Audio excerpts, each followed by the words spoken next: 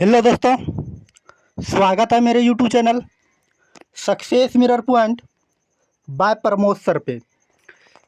जैसे कि आप लोग जानते हैं, हम बोले थे कि साइंस का प्रैक्टिस सेट स्टार्ट करेंगे। आज जो है साइंस प्रैक्टिस सेट 1 है।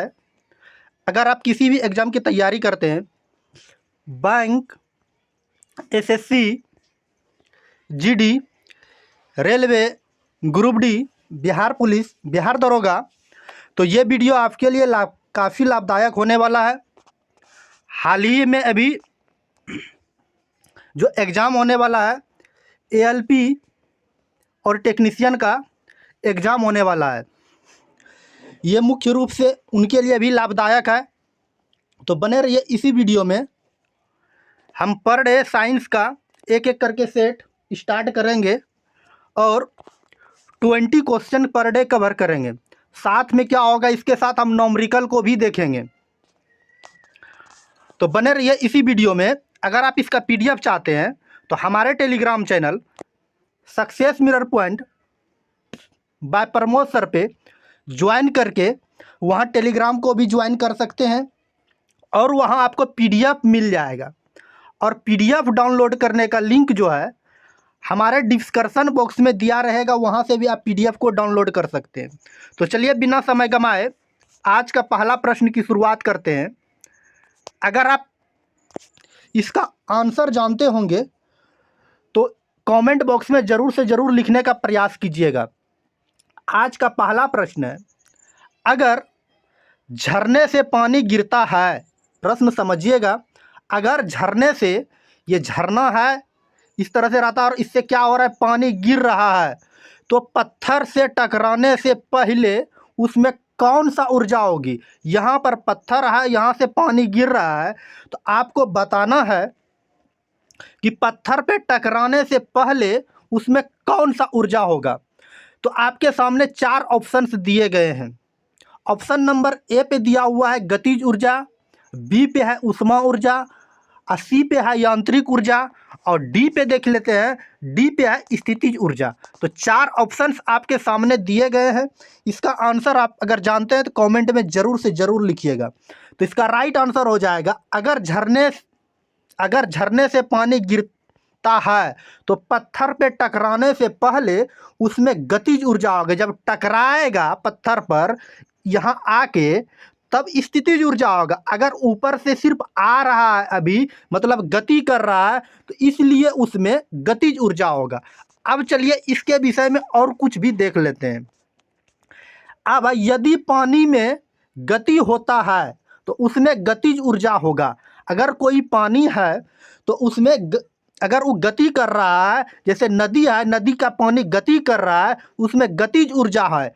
अगर वह स्थिर है तो उसमें स्थितिज ऊर्जा होगा। जैसे झरने की पानी, घर्षण में घर्षण ऊर्जा या उसमें ऊर्जा, इसमें गतिज ऊर्जा होती है। घर्षण में जो कि वस्तु घर्षण कर रही है तो उसमें गतिज ऊर्जा होती है।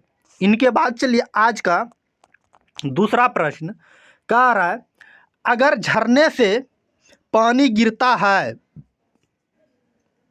तो पत्थर गिरने के बाद उसकी ऊर्जा परिवर्तन होगा। अगर झरने से पानी गिर रहा है और पत्थर पर टकरा गया, टकराने के बाद उस पर कौन सा ऊर्जा होगी। तो इसमें जो ऊर्जा होगा कह रहा है, तो पत्थर गिरने के बाद उसकी ऊर्जा में परिवर्तन होगा। तो किस ऊर्जा में परिवर्तन होगा, इसका ऊर्जा में जो परिवर्तन होगा, आपके सामने 4 ऑप्शंस दिए गए। गतिज ऊर्जा से स्थितिज ऊर्जा में बदलेगा, ऊष्मीय ऊर्जा से गतिज ऊर्जा में बदलेगा, गतिज ऊर्जा से ऊष्मा ऊर्जा में बदलेगा और डी पे है ऊष्मा ऊर्जा से गतिज ऊर्जा में बदलेगा। तो 4 ऑप्शंस आपके सामने दिए गए हैं। तो इसका राइट आंसर हो जाएगा ऑप्शन नंबर बी, ऊष्मीय ऊर्जा को गतिज ऊर्जा में परिवर्तन करेगा। इनके बाद चलिए आज का तीसरा प्रश्न कर, स्टील जंगरोधी बनाता है।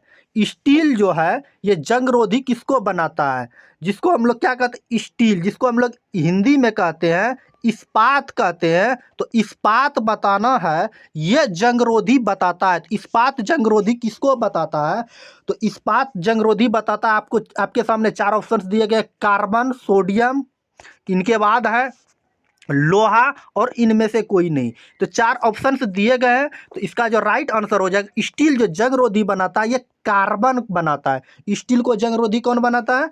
तो कार्बन राइट आंसर हो जाएंगे। इनके बाद चलिए स्टील जंगरोधी बनाता है तो कौन बनाता है? क्रोमियम और कार्बन। अगर क्रोमियम ऑप्शन रहता तो क्रोमियम भी हो सकता है और कार्बन भी हो सकता है, तो इसमें कार्बन ऑप्शन था, इसलिए इसका राइट आंसर हो जाएगा कार्बन। स्टील को जंगरोधी कौन बनाता है? तो कार्बन। याद रखिएगा कार्बन और क्रोमियम दोनों बनाता है। इनके बाद है स्टील जंगरोधी बनाता है। स्टील जो है जंगरोधी बनाता है, तो स्टील जंगरोधी किसको बनाता है? कार्बन भी बनाता है और क्रोमियम भी बनाता है, तो इसका राइट आंसर हो जाएगा क्रोमियम। अब देखिए एक प्रश्न के लिए 2 आंसर भी हो सकते हैं। अगर मान के चलिए आप किसी काम को करने के लिए जानते हैं और आपके बेटे भी जानते हैं, आप जो है इसके लिए काम करने के लिए पूरा परिपूर्ण से हेड मिस्त्री हुए और ये आपका क्या हो गया? उप मंत्री हो गया, मतलब उप मिस्त्री हो गया, तो पहले क्या होगा? हेड मिस्त्री होगा। उसी तरह से यहाँ पे इसका राइट आंसर हो जाएगा, अगर बाप बैठा है तो बाप होगा, बाप न रहेगा तब बेटा होगा। अगर क्रोमियम ऑप्शन नहीं रहता तो ये कार्बन होता है। तो स्टील कठोर बनाने में कार्बन और क्रोमियम दोनों का उपयोग किया जाता है। इनके बाद चलिए आज का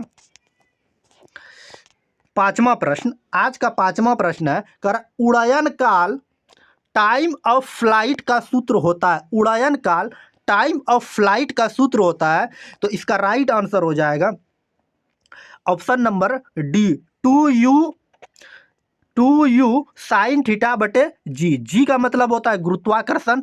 इनके बाद चलिए आज का 6 नंबर प्रश्न।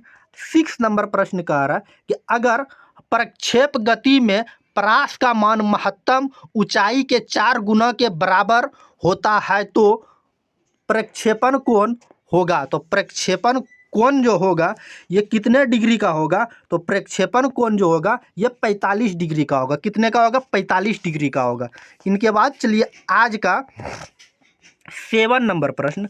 7 नंबर प्रश्न कह रहा है क्या कोई पिंड 1 मीटर की ऊंचाई से गिराया जाता है। कोई पिंड है 1 मीटर की ऊंचाई से गिराया जाता है तथा पत्थर जो है ये 36 सेंटीमीटर उछलता है। अब 1 मीटर से ऊपर से गिराया और 36 सेंटीमीटर उछला, तो प्रत्यास्थता गुणांक का जो मान होगा, तो प्रातस्त्या गुणांक का जो मान होगा, प्रातस्त्या गुणांक का मान, तो ऑप्शन आपके सामने 4 ऑप्शन दिए 0.1, 0.5 और 0.191 मीटर और इनके बाद 0.6 मीटर। तो अब देखिए इस पे जो है हल करने के लिए क्या करेंगे? प्रत्यास्थता गुणांक का जो मान होगा, तो इसका राइट आंसर हो जाएगा ऑप्शन नंबर डी।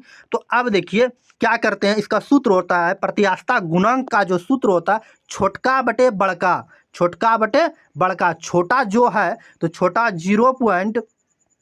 क्या दिया है? 6 दिया है और 0.1 मीटर जो है ये क्या है?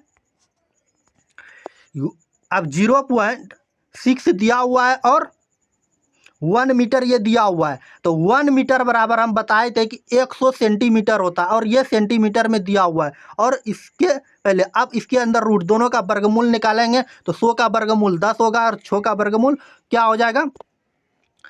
36 का वर्गमूल 6 होगा, इसलिए 0.6 होगा। इनके बाद चलिए आज का 8 नंबर प्रश्न कह रहा है कि संवातक कमरे की छत के निकट लगाए जाते हैं, क्योंकि संवातक जो होता है इसके कमरे की छत के निकट लगाए जाते हैं, क्योंकि उसमें क्या होता है? तो 4 ऑप्शंस दिए गए। सांस से छोड़ी गई गर्म हवा उठती है और बाहर निकल जाती है, बाहर चली जाती है। उनमें कमरे में क्रॉस वेंटिलेशन मिलता है, उनमें कमरे में कुछ रोशनी मिलती है, निचली भाग में वे शोभा नहीं देते हैं। तो इसका राइट आंसर हो जाएगा ऑप्शन नंबर बी, उसमें कमरे में क्रॉस वेंटिलेशन मिलता है। इनके बाद चलिए आज का 9 नंबर प्रश्न कह रहा है कि यदि सल्फ्यूरिक अम्ल का सूत्र H2SO4 है तथा भास्विक भास्विक दू है तो अम्ल का तुल्यंकी भार क्या होगा।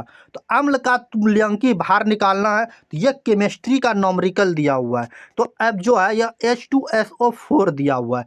H2SO और भास्विक जो होता है ये दो दिया हुआ है। अम्ल का तुल्यंकी भार, तो अम्ल का तुल्यंकी भार निकालने के लिए हम क्या करेंगे, तो अम्ल का जो सूत्र होता है जो दिया हुआ H2SO4 परमाणु भार निकालेंगे।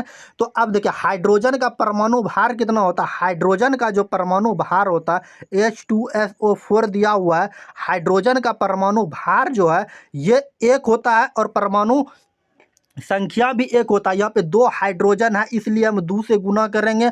प्लस यहाँ पे सल्फर का जो परमाणु संख्या 16 होता है, इसकी परमाणु भार 32 होता है। सल्फर की संख्या देखेंगे तो सल्फर की संख्या 1 है। ऑक्सीजन जो है ऑक्सीजन 4 गो है तो प्लस इसमें 4 गो 16 और गुना 4 करेंगे तो 16 गुना अगर 4 करते हैं, हम फिर से इसको बता देते हैं। तो अब देखिए यहाँ पर क्या दिया हुआ H2SO4, तो हाइड्रोजन की परमाणु संख्या 1 है और हाइड्रोजन 2 गो है और सल्फर की परमाणु संख्या 32 होते, परमाणु भार जो होता है ये 32 होता है और ऑक्सीजन की परमाणु संख्या 8 और परमाणु भार जो होता है ये 16 होता है। 4 गो ऑक्सीजन है इसलिए 4 से गुना करेंगे और तुल्यंकी भार जो दिया हुआ है ये 2 दिया हुआ है इसलिए हम इसको 2 से डिवाइड करेंगे। इस सबको गुना करने के बाद और जोड़ने के बाद जो होता है ये 98 आता है। 98 में 2 से भाग देते हैं तो 49 पुरता है। तो इसका राइट आंसर जो हो जाएगा 49 हो जाएगा, जो कि ऑप्शन नंबर बी पे दिया हुआ है। 9 का आंसर जो हो जाएगा option number B right answer हो जाएंगे। इनके बाद चलिए आज का 10वां प्रश्न आज का 10वां प्रश्न, सिलिका जेल क्या है। सिलिका जेल क्या है, 4 ऑप्शंस आपके सामने दिए गए। आर्द्रता प्रदायक, सुभाषकारी तत्व, खुलाने वाला पदार्थ, स्वादिष्ट भोजन। 4 ऑप्शंस आपके सामने दिए गए हैं। इसका आंसर आपको कमेंट में लिखना है। तो इसका राइट आंसर हो जाएगा ऑप्शन नंबर सी, सुखाने वाला पदार्थ। सिलिका जेल जो होता है ये सुखाने वाला पदार्थ होता है। क्या होता है, सुखाने वाला पदार्थ। इनके बाद चलिए आज का 11 नंबर प्रश्न कह रहा है, गर्भाशय में भ्रूण को पोषण प्रदान करने वाला ऊतक कौन सा है। ये बायोलॉजी से क्वेश्चन है और बहुत इंपॉर्टेंट क्वेश्चन है। कह रहा है गर्भाशय में भ्रूण को पोषण प्रदान करने वाला ऊतक का नाम बताना। जब कोई महिला गर्भ धारण करती है और उसके गर्भ में बच्चा रहता है तो उसमें जो बच्चे को भोजन मिलता है वो किसके माध्यम से मिलता है। आपके सामने 4 ऑप्शन दिए गए, ओबी डक्ट, फेलोपियन ट्यूब, प्लेसेंटा। इनके बाद चौथा ऑप्शन भी दिखा देते हैं और योनि। 4 ऑप्शंस आपके सामने दिए गए। इसका आंसर आपको कमेंट में बताना है। इसका राइट आंसर हो जाएगा गर्भाशय में भ्रूण को पोषण प्रदान कराने वाला ऊतक का जो नाम है ये प्लेसेंटा है। याद रखिएगा, एग्जाम के व्यू से काफ़ी इंपॉर्टेंट है। गर्भाशय में भ्रूण को पोषण प्रदान करने वाला कौन सा ऊतक जिम्मेदार है, तो प्लेसेंटा है। इनके बाद चलिए आज का 12 नंबर प्रश्न। आज का 12 नंबर प्रश्न है, रासायनिक बंधन बनाने पर क्या होता है। अगर रासायनिक बंधन बनाते हैं तो उस पर क्या होता है। ऊर्जा सदैव अवशोषित होता है, ऊर्जा सदैव बाहर होता है, ऊर्जा सदैव स्थिर रहता है, इनमें से कोई नहीं।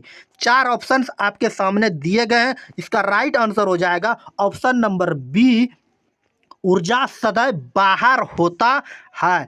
तो रासायनिक बंधन बनाने पर क्या होता है, तो ऊर्जा सदैव बाहर होता है, याद रखिएगा। इनके बाद चलिए आज का 13 नंबर प्रश्न, कह रहा शुक्राणु कहाँ बनते हैं। शुक्राणु जो है ये बनते कहाँ है। ऑप्शन नंबर ए पे है अंडकोश, बी पे है वृषण, सी पे पोटेस्ट ग्रंथि और डी पे जो दिया है वीर्य पुटिकाओं में। 4 ऑप्शंस आपके सामने दिए गए हैं। अगर आप इसका आंसर जानते हैं तो कमेंट में ज़रूर से ज़रूर लिखिए।